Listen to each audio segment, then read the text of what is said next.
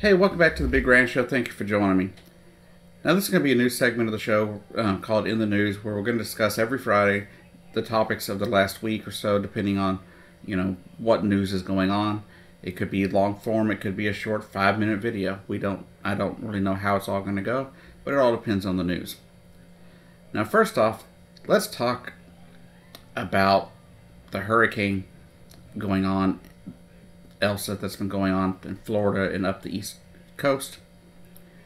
But before we talk about that, let's talk about the condo that collapsed in Florida.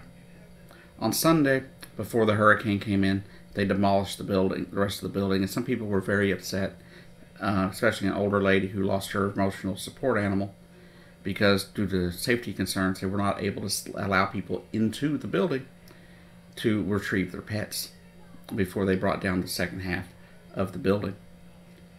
That building has been known for years to have problems. And in fact, in 2015, a woman sued the condo owner for damages in her apartment because even the rebar was showing through the wall, even from the outside, where the stucco had completely fallen off.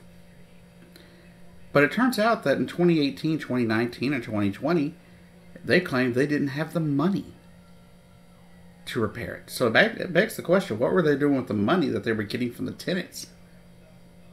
Should you not have some kind of responsibility there as an owner of a building to maintain it with the money you were being given? That's the whole point of taking rent or allowing people to buy units in your condominium. Is it not?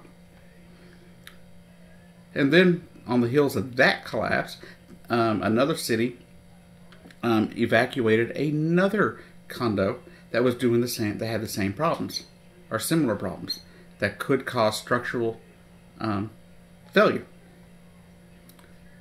But before Hurricane Elsa came in, the Surfside condos were completely demolished, allowing for more people to be found.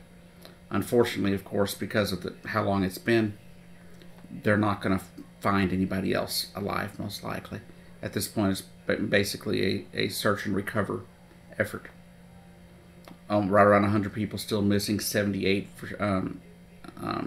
declared dead, and the others are presumed missing and deceased.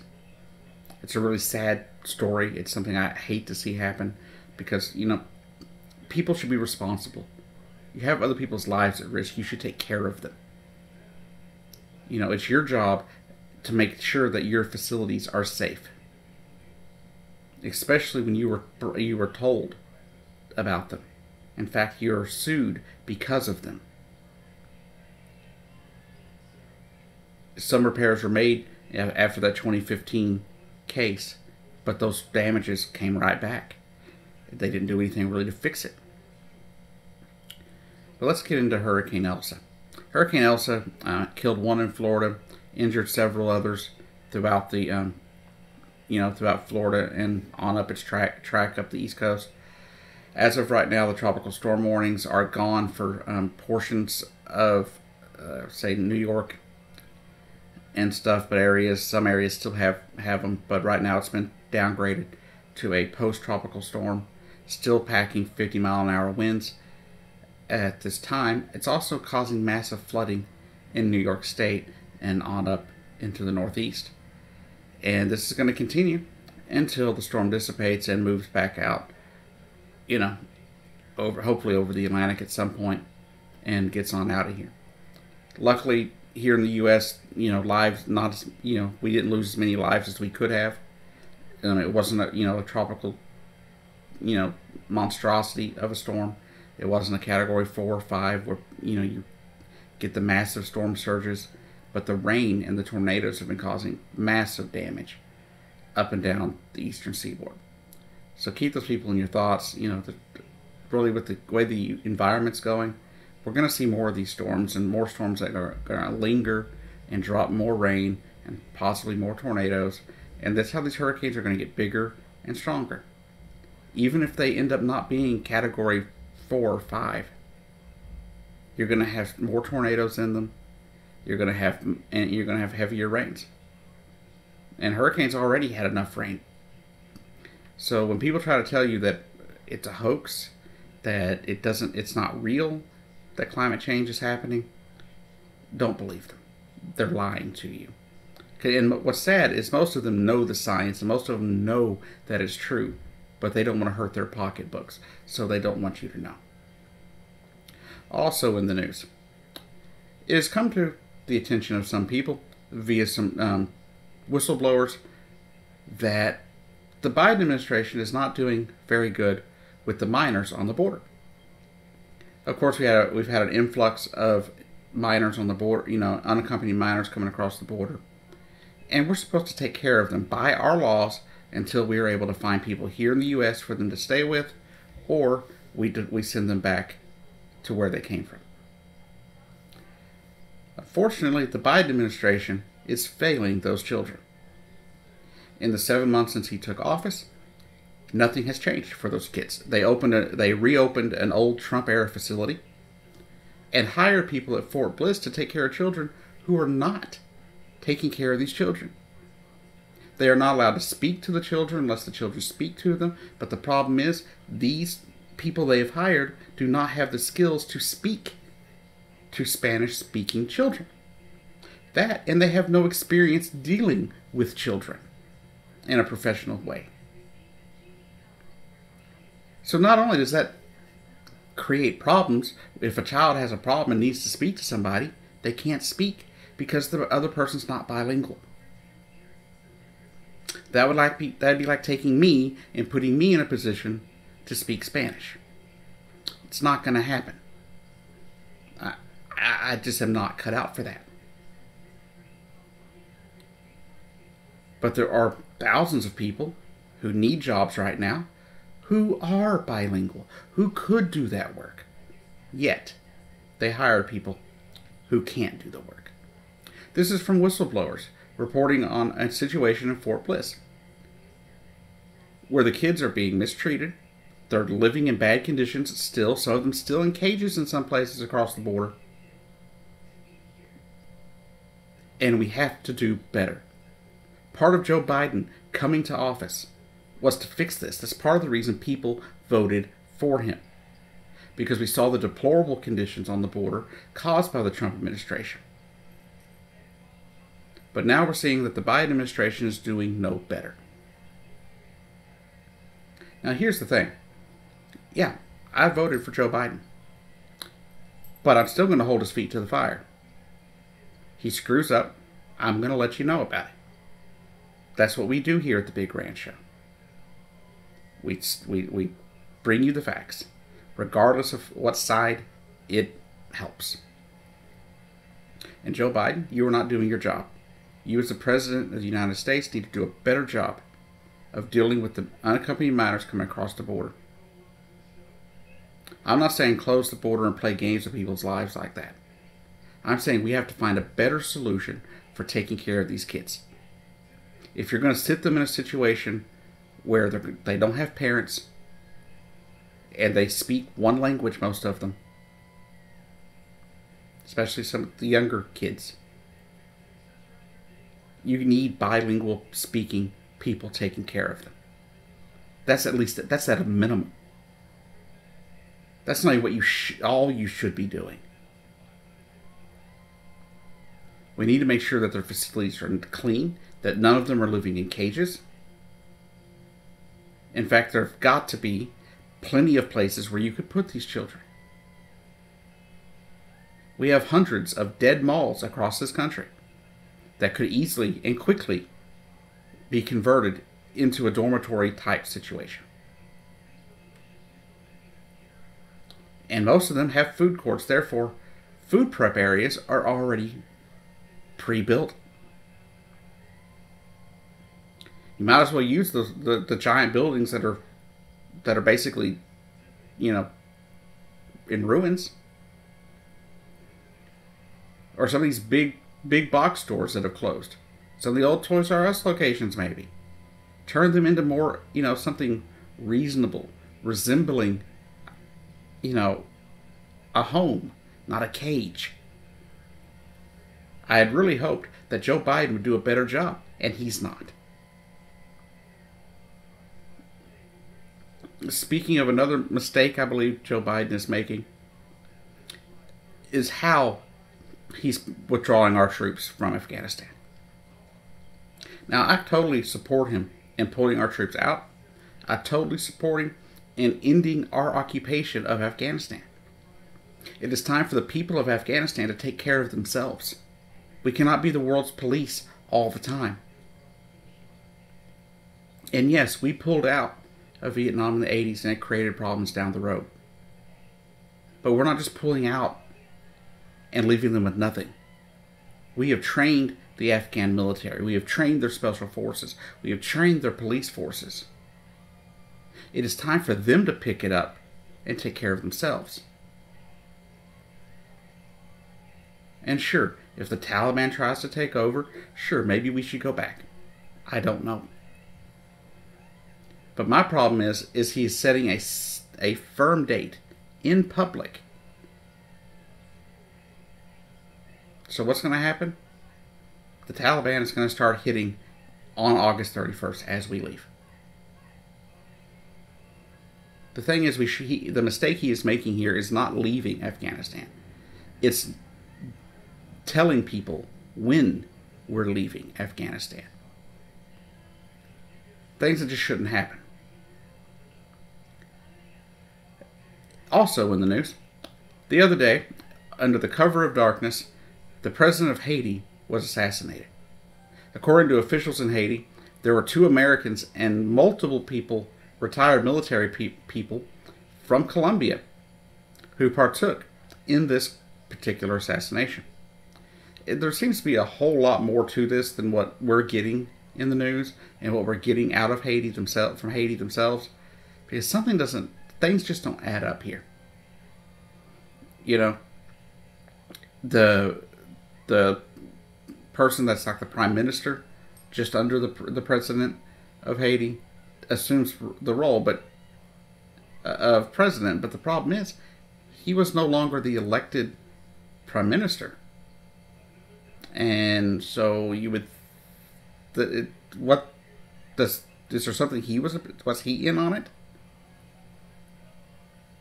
Some people claim that it's a DEA situation, that our State Department sent the DEA in to do a raid and killed him. And in fact, there is video where the audio has not, CNN and other people could not authenticate the audio with the video. But somebody was hollering, stand down, DEA operation, stand down, moments before their president was assassinated. Now, our State Department says we had nothing to do with it. Our government had nothing to do with it. I don't even understand why we would have had anything to do with it. I don't see why we would have. Haiti's had problems for decades, and those problems aren't going away. They're only made worse when they got hit by that earthquake. What was it? 10 years ago? 12 years ago now? But Haiti's been through a lot.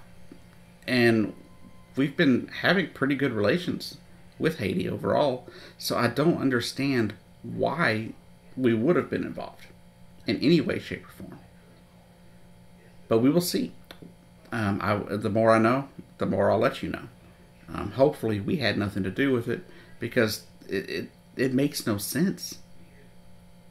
It just makes no sense that we would be doing DEA operations in Haiti that leads to the murder and assassination of the country's leader. According to the Geneva Convention, you're not allowed to assassinate world leaders. So I guess we will see down the road. Now, here in my last little bit of information or news, I want to talk about what's going on in Texas yet again, this time via special session called by the governor of Texas. Now, as you know, over the last 6 months, throughout all sorts of Republican-run states, there have been all sorts of bills attacking transgender youth. And Texas is no different. Texas was not able to get all theirs passed because Democrats stood up and said no. But now he's called them back into special session, wanting to pass the anti-trans youth sports bill. A bill that will basically tell trans people they can either play sports as the gender they don't identify as, or they can't play at all. So a child, say, who has a male to female transgender youth who has never undergone a male puberty, therefore doesn't have the extra bone structure, doesn't have the extra muscle mass, would not be allowed to play. Now, we can have discussions, over situations that have happened. But it's all anecdotal. It literally happened in one area, one school. And then you do the research, you find out that the people that were complaining about the transgender person that took their place they weren't that good to begin with. And in most cases that I have seen, in their case, it's not like they, went through male puberty and decided, oh, now I'm going to go beat up on girls or go steal girls' titles or something.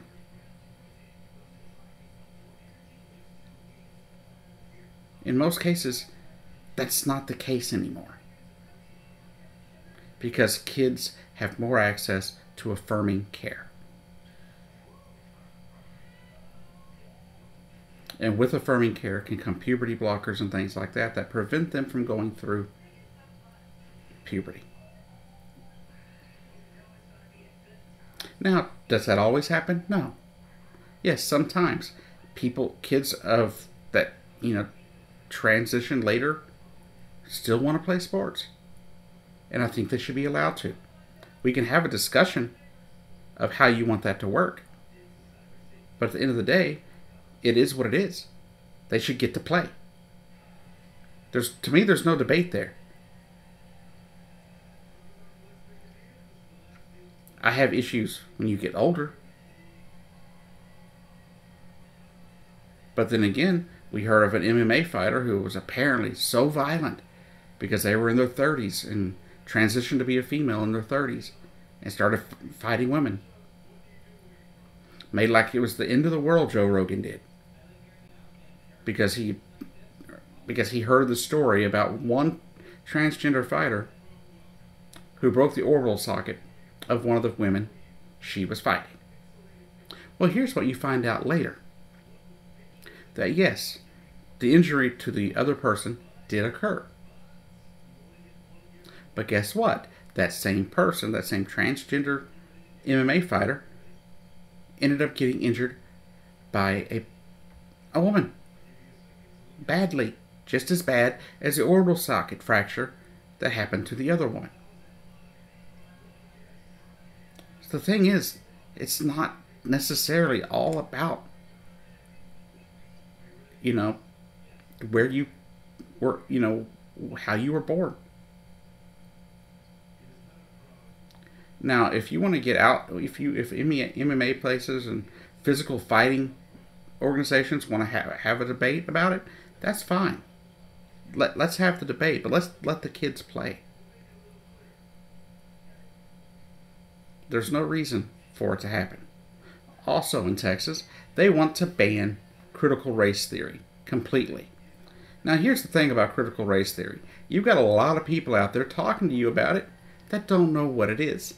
A lot of people trying to scare you and fearmonger about it. It is not about getting rid of white culture. It's not about hurting white people.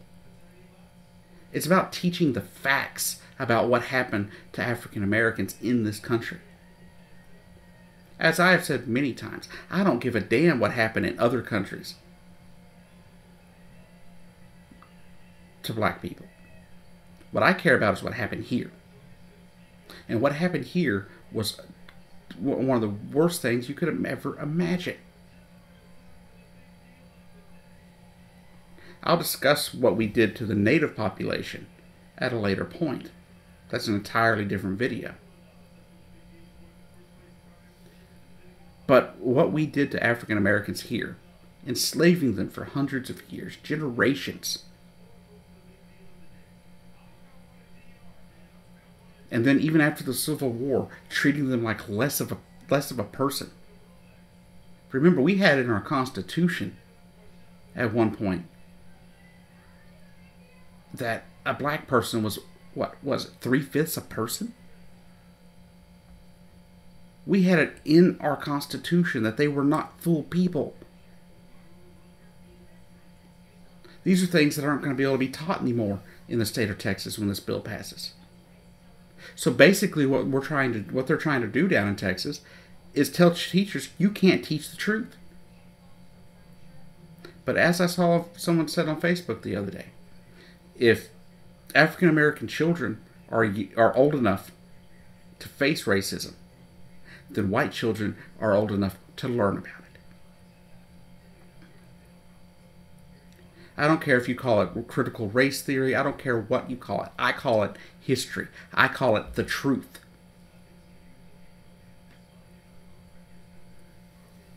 It doesn't make any sense to me that people are going to sit there and try to hide the truth from our children. Schools aren't supposed to be indoctrination centers. They're supposed to be places for you to learn.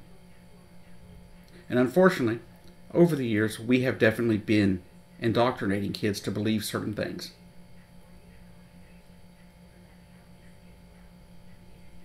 The fact is, I would have been better off learning the truth about America than learning about it when I went to college and started reading about it. The shock that I saw on my face, or I know it was on my face and I saw on others' faces in some of the history classrooms, learning some of the things that we did to people. Now, I don't want to sit here and sit down America and say America's a terrible place, because I believe we have a lot of good things going for us. But the problem is we haven't brought everybody along. Racism still plagues this country to this day. And I hope that before I kick the bucket, we actually make amends on race relations. Sadly, I don't think it's going to happen. But the things that Texas does, the thing is, it's how the rest of the red states go. And Greg Abbott, he's trying to get brownie points right now. So what did he do? He's holding hostage the pay of people in the state legislature. You know, the assistants and people like that help the legislators. He is holding their pay ransom until these other bills are passed.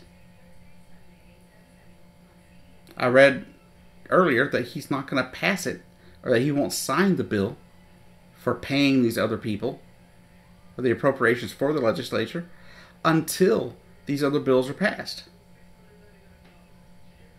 Trying to force Democrats to choose between teaching the truth in our schools and not. Between allowing transgender youth to be themselves or not.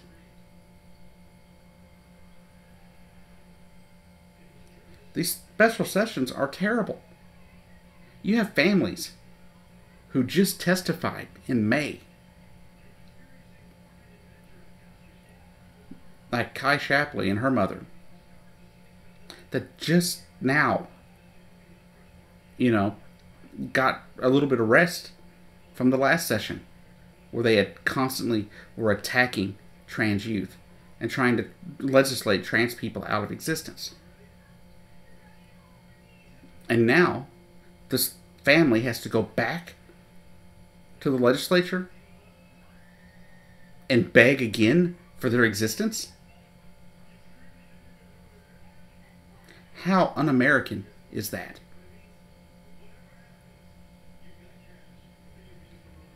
Anyways, I hope everybody had a good 4th of July weekend.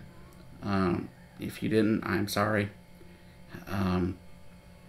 Anyhow, this has been the Big Ranch Show.